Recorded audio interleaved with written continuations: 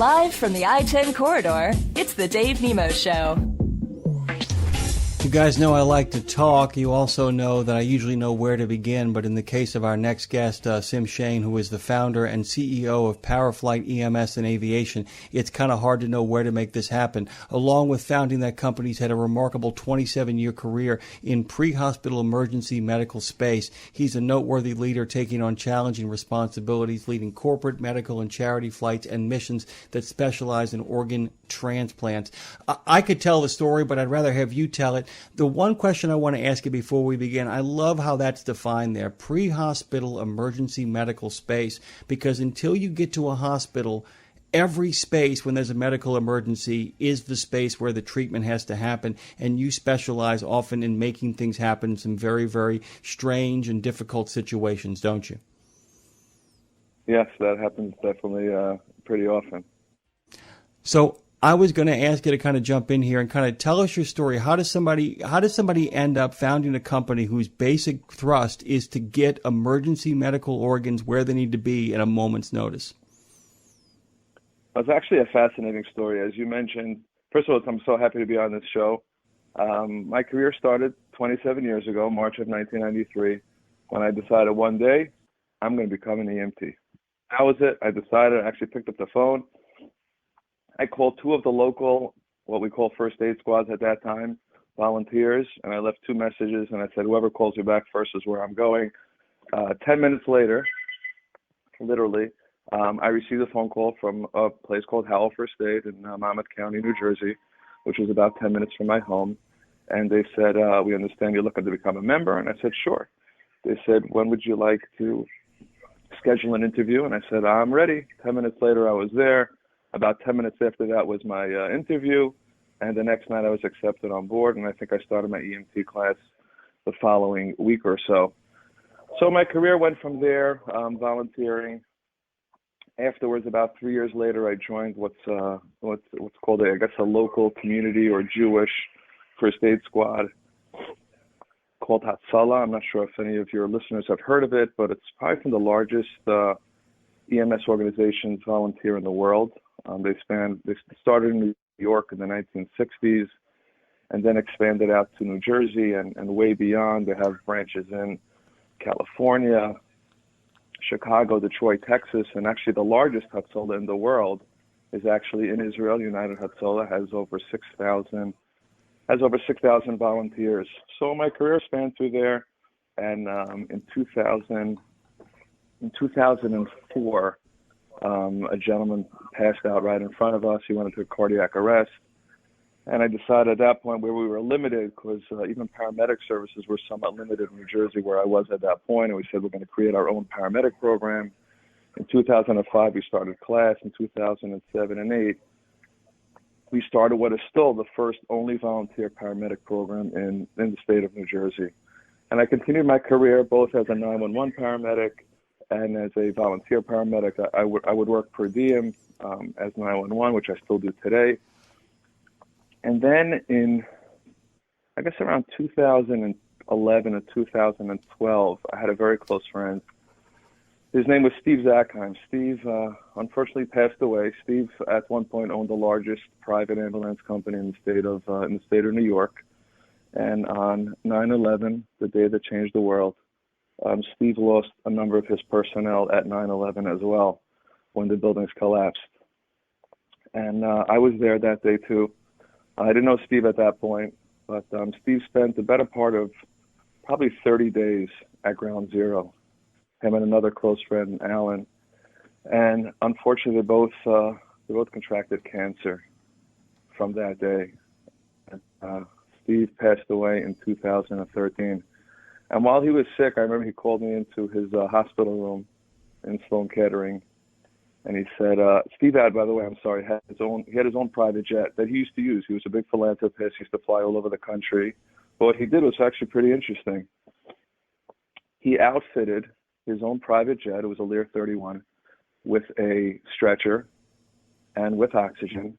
And he would send me and other paramedics all over the country flying with people who couldn't afford an air ambulance. An air ambulance, as you know, is pretty expensive. Most of it is not covered by insurance. And he realized there were a lot of people who needed this, and he would just send us, people would call him up, and we would fly. Mayo Clinic, Cleveland Clinic, California, Chicago, wherever we had to go, we would go. And he would also do special, charity missions for kids. He was involved in a camp called Camp Simcha, which is part of the Chai Lifeline group. It's a camp for children with cancer and medical disabilities, and I volunteer with them to this day. I think this is just my 12th summer with them. And what he would do is, aside for helicopter trips that we still continue in his memory today, that he started, well over 20 years ago, where we fly these children on helicopter trips every summer, up and down, 4 different trips. What he did was he would fly kids, to the Bahamas, go swimming with the dolphins, and, sort of like a Make-A-Wish, but he would find something that would make them smile, something that would make them happy, and he would say, we're going to go out to do this. And he created what was called, we called it the Dream Team, and we would go out, and we still do it to this day. We try to do special trips for these kids, wherever they want to go. So if they want to go to California, Florida, Israel, we do like 3 trips a year to Israel for kids on ventilators, kids in wheelchairs, kids who wouldn't be able to go there otherwise, and we take them. So let's jump back to when Steve was sick in 2012. He calls me into his hospital room, and he says, take my jet. I said, what? He says, take my aircraft and open an air ambulance company. He said, it's what you love to do, and we all know that find a job that you love and you'll never work a day in your life. He said, but take my jet and I want you to open up. He says, but never forget that it's all about charity, right? And never turn down a job if people can't afford it. And ultimately, he passed away just about a short time after that. So we just passed this past Rosh Hashanah, the Jewish New Year. He passed away 7 years ago. And I've continued this mission in his memory.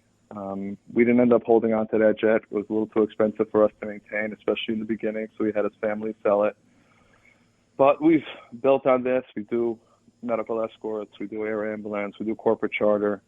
And then I decided in his memory, because ultimately it wasn't actually the cancer that killed him, it was the chemo that killed him, because it totally destroyed his lungs. And he probably could have benefited from a lung transplant. I didn't really know much about it at that point. And then he had also introduced me to a young boy named Yochi, who was a young religious boy who at a young age of 8, I think at 8 years old, he went into kidney and liver failure. He got a kidney and a liver transplant. He had interstitial kidney and liver disease, and then it hit him again. Also, probably about, 7 years ago, where it hit his lungs, and he developed interstitial lung disease, which is probably the equivalent of a mesothelioma, just without the asbestos exposure. And he unfortunately passed away. I traveled with him all over the country to 9 different transplant centers. Every single one of them turned him down. And the reason they turned him down was twofold. One is because he had just very high antibodies. So it was just very risky for him to get a transplant. And also because he was very small. He was born, I think he weighed 16 ounces, which is what I equate to the size of a small sandwich. Oh, that's tiny. Yeah, he was a really little guy, but he was a special young man, and he struggled every day. He used to come, we used to hang around a lot together. We used to go out to eat. We used to go out on trips, and as I said, we traveled all over the country to try to get him a lung. And the second challenge that he had, aside from the fact of his high antibodies, was the fact that he was so small. He was probably only about 4 foot, maybe 4'7", 4'8". And he was 24 years old at that point when he passed away, but he couldn't get a lung. And it was interesting that the one transplant center where I started my transplant career in flight was actually Montefiore Medical Center right here in New York City. And they accepted him. They accepted him as a candidate, the only one in the country. And we were so ecstatic, and his family was so ecstatic, and his mom, who thought she would be spending, parts of her, months and months in some rural hospital or some area where she didn't have her community and her family with her because she just wanted to try to get a lung for her son. And he ended up getting onto the list, and unfortunately he didn't survive, and he passed away in July of last year. And I've decided to continue my mission to really try to do whatever we can to get people who need, organs, lungs, heart, livers, kidneys, and I would do whatever I can to actually make this a little easier for them. So we jump into the transplant space. We still continue what we do. We do, as I said, we do medical escorts and air ambulance and corporate charter. We do as much charity as we can. But our goal is to really spread through this country and see whatever we can do to make sure that no organs stay on the table. We actually just built an app. I think it's in beta version right now. It should be up and running in the next week or so. But I realized that one of the challenges when transplant centers and hospitals need to be able to communicate with all these private aircraft all over the country, especially on a moment's notice. Our average launch time is probably, 2 to 3 hours, 2 to 4 hours.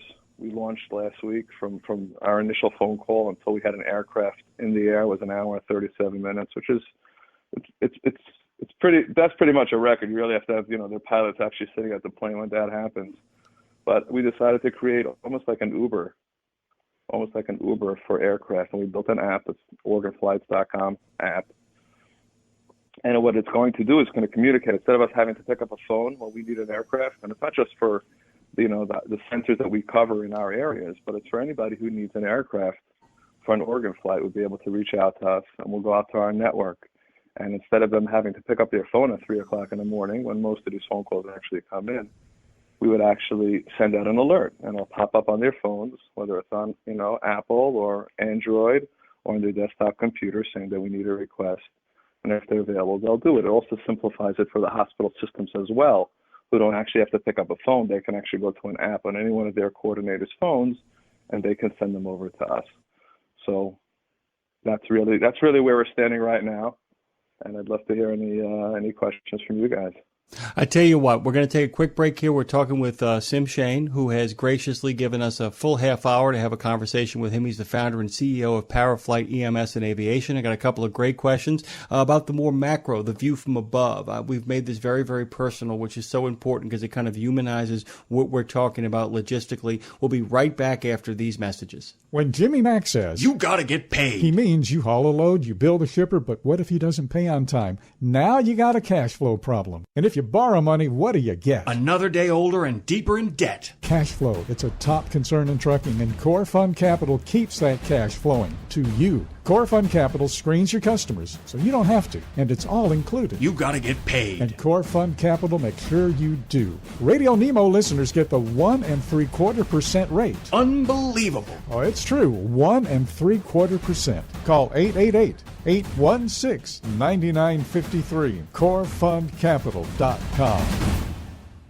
Drivers, this is what you've been waiting for. Rand McNally has completely overhauled its TND with all new navigation and a new look. The new TND 750 and TND 550 are loaded with Navigation 2.0. Rand's new navigation. Dave, it looks amazing. 3D buildings, landmarks, a modern clean interface, and upgraded lane guidance. Both devices have more powerful processing for faster routing and quicker response times. And both units come with stronger mounts and a new rugged design. A sleek new rugged design. Learn more at randmcnally.com/TND 550-750. I get sideways on the highway, turning 2 lanes into 1. And there ain't no car I've seen so far this old truck can't outrun. The Wreaths Across America mission to remember, honor, and teach is a mindset. Tune in to Wreaths Across America Radio, a 24/7 internet radio station dedicated to the mission and the millions of volunteers who carry out that mission to honor our veterans. Wreaths Radio can be found online at wreathsacrossamerica.org/radio, or you can download TuneIn or Simple Radio on your smartphone and search Wreaths Across America Radio, a voice for America's veterans.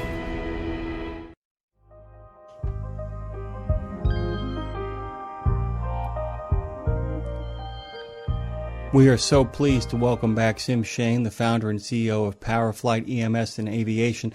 So many of our listeners understand the logistics behind this kind of work. They do their own, so many EMTs and people who work in emergency services. Sim, can you talk about, in terms of big picture, the importance of how having enough planes to put in the air and enough of the ability to get things there at a moment's notice, how crucial this is and how vital aviation is for the medical industry? Sure, absolutely. So first, as we know, those who give the gift of life, it's really the ultimate gift. Those who are placed on life support and those who have chosen to be able to share their organs with others So it's an unbelievable responsibility, and it's an unbelievable gift, an unbelievable commitment. But as that's all going on, there's whole teams of place really taking place in many different areas of the country, trying to put all these pieces together, right? So you have somebody who unfortunately is on life support, but they have a heart, and they have a lung, and they have livers, kidneys, corneas, parts of their abdomen, their skin, so many things that could be given. So there's a United Network of Organ Sharing, the federal database, where everything gets placed into there. So there's different transplant centers set up all over the country, and there's multiple regions where some of them overlap one another, and they try to find the best candidate. So somebody who's really, really sick needs to get a lung sooner than someone who might not be as sick. But there's so many different things that have to take place. So sometimes they can really take place on a local level. So we're sending an ambulance, or we're sending an SUV response vehicle to go sometimes just transport an organ, right? It just might be to bring a kidney or to bring a liver, which can stay out for a considerable amount of time. And then you start getting into the hearts and the lungs, and where they require, a little more of a cross match, and they require sometimes surgeons to go down and actually hold them in their hands to make sure that the recipient who's going to get this lung is going to be better off with this lung than what they actually had before. So what we actually do is we do one of two things. We either, for the most part, probably 95% of our trips, we actually send a team down. So it's not our team, it's a team it's a hospital procurement team. Usually it's a surgeon, sometimes a pulmonologist, a resident, or another surgeon who might go along. Our teams, and sometimes they'll send a perfusionist too. So our teams are between 1 and 5 people that go along. So let's look at our watch now. What is it? What time is it by you guys? It's 8:20, right? Central Time, 9:20 Eastern Time, where I am in New York City. So the call comes in at 9:22 a.m. and they say, hey, we're going to have an OR in Boston at 12 o'clock. Okay, so flight time from here to Boston is probably about 40 minutes or so, 45 minutes. So they start mobilizing their team in the hospital. At that point, we're sending a SUV or an ambulance to go pick up the medical crew. We start looking around for our closest aircraft that we can position in. Keep in mind, and I'm sure all you guys who understand the FAA regulations, because you understand the trucking regulations, there are limits as to how far and how long truckers can drive, and how long and how far pilots can fly. So there's something called a duty day, which is 14 hours. So from when that pilot signs on until he gets off of that aircraft, he has 14 hours.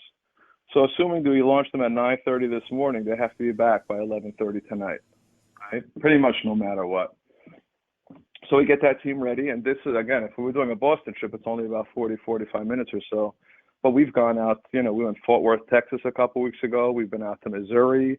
We've had requests to go out to Puerto Rico. Sometimes where you're really pushing that envelope. So you have to get a fresh crew to come in there to mobilize, get the aircraft ready to go. You need grounds on both sides. We actually provide food, right? Because you understand the doctors are out there, surgeons. They're going to be putting in, aside for the day they put in at the hospital, they have hours and hours of work ahead of them. So we just make sure that there's meals for them and things to get ready. Just a tremendous amount. We have a full logistics team that works on every little component because everything has to really be seamless. And we understand that the hospitals have their hands full with everything they need to do. So we say, you let us deal with the headache of transportation, and you guys deal with everything else, with your recipients, with the donors, or cross matches, or repeat X-rays. And now, and this is a subject that we haven't even touched upon yet, with COVID, it's been much tougher, right? Because now they have to test the recipients for COVID. They have to test the donors for COVID, right? Even the teams that are going along will have to be COVID-free, so nobody, so that there's no cross-contamination of anything. And that actually really affected the organ program tremendously in this country. And we see it, somewhat getting resolved right now, but I think it's going to be a while till we're back. Is it okay if I address some of the COVID concerns that we've seen? Of course. So COVID started it probably started somewhere in January or February, but we really started to feel the pinch somewhere around in the beginning of March when we realized that there's going to be some serious issues when it comes down to COVID. So I'll address the New York, New Jersey area where we're based out of, and the first thing we noticed was that there was a run on ventilators, right? Everybody was concerned. There were people who were coming into the hospitals already sick. I myself transported, well over 150 patients who had COVID, my father included. Thank God he survived it. But my father was very sick for a while. And there was a run on ventilators. So as we mentioned before, when these are procurements, we spoke about a heart, lung, liver, kidneys. So when you do a typical procurement, you can probably use somewhere in the area of 6 ventilators, right? The donor's on a vent, the heart recipient, the lung recipient, the kidney, the liver, and sometimes, the cornea, whoever else might be, they're all using ventilators. And now when there's a shortage of ventilators, they're hesitant to give up to what's in some areas defined as an elective surgery. Then you ran into the issue of people who are COVID. Right now we can do rapid COVID tests. I don't think they're as reliable as the other COVID tests, but they're able to do them. So in the beginning, they had no way of knowing if the donor had COVID. So now you're going to take a COVID lung and transplant it to somebody who is immunocompromised. So that really didn't work. So for the most part, we've seen that most of our transplants pretty much went down to zero. So like March, April, May, and then in June it started to pick up again. But there have been a lot of lungs that have been declined simply because somebody was COVID. In addition, many of the transplant teams were hesitant to get on a plane, rightfully so. You're putting 4 people on an aircraft, and they're sitting in this little tube flying through the sky. And if anybody has COVID, they can give it to somebody else. And then there was concerns about going from one hospital to another hospital. So it really shut down for a while. We're starting to see it pick up a little bit. We don't even know what the ramifications are. All those who have, whose lungs were affected, who are going to need lungs coming up in the next little bit, and it affects the heart too. So it's really hard to know, but we're just we're doing our best to accommodate. That's for sure.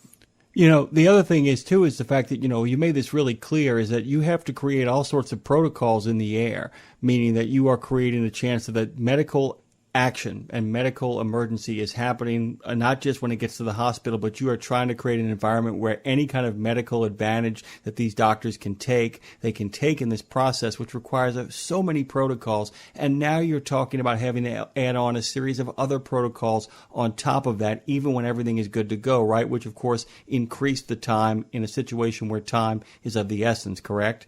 Oh, before we run out of time here, please tell people where they can go to check out who you are. Oh, well, they can find us actually on social media under ParaFlight, ParaFlight EMS. We're on the web, ParaFlight.aero. Our new site for organ flights, the division that we spun off, is organflights.com. I myself are on social media at Shain, so we're on LinkedIn.